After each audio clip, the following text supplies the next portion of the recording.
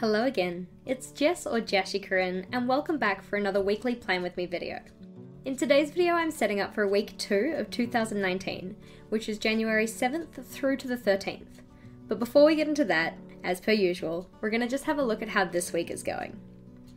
So as you'll remember from my last weekly Plan With Me, for this week I brought back the intentions, successes and challenges sections that I had in November. I also had space for my events, my daily doodles, priorities, a to-do list, and a notes section. Overall, I am quite liking this spread. Some things in particular are these boxes for the daily doodles, and you can see I got a little carried away and filled out the rest of the week ahead of time. A section that I've decided I don't really need is the notes section, however, because I do actually have a dedicated space for this in my monthly setup. So for next week, I am going to be getting rid of that one.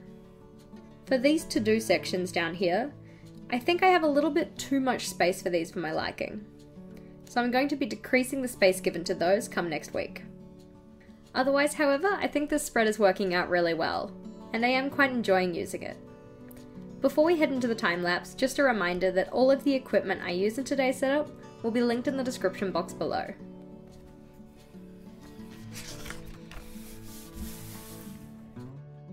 As I normally do, I've gone in ahead of time and added in some small pencil guidelines so I make sure that my lines start and stop where they need to. As I normally do, I'm using my Faber-Castell Pitt Artist Pen in the M size to do all of my black outlining. For this layout, I've separated the spread into 8 main boxes, one for each day of the week and then one for a task list. Each of those boxes is 13 squares across and 18 squares down.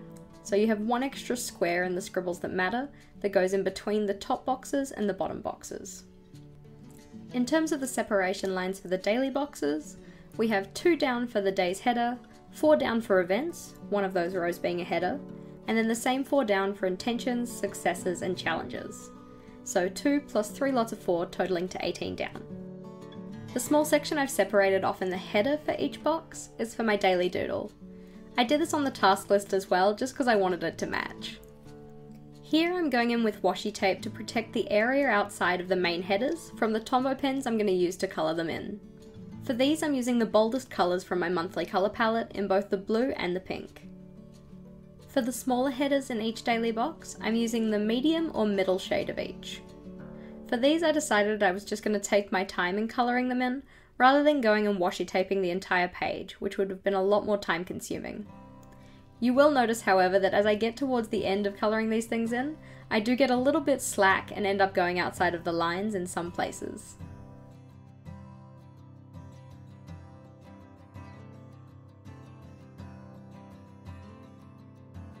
Once all the colouring in was finished, I went in with my S-sized Faber-Castell Pitt Artist Pen to do all of the black writing for the headers. This included the headers for each day of the week, and also the section headings for the events, intentions, successes and challenges sections on each of those daily boxes.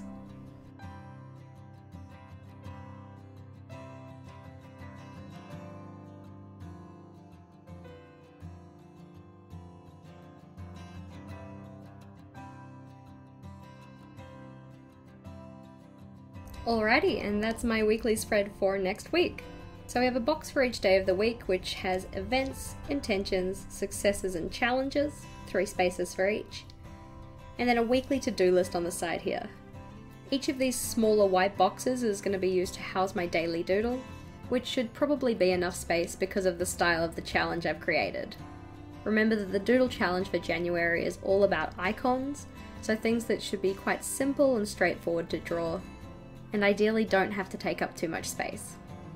You will have noticed that there are a few times that I did go outside the lines, so for instance here, and here, and also when I was putting this pink strip in I went outside of that line as well. And there was also a little bit of blue here.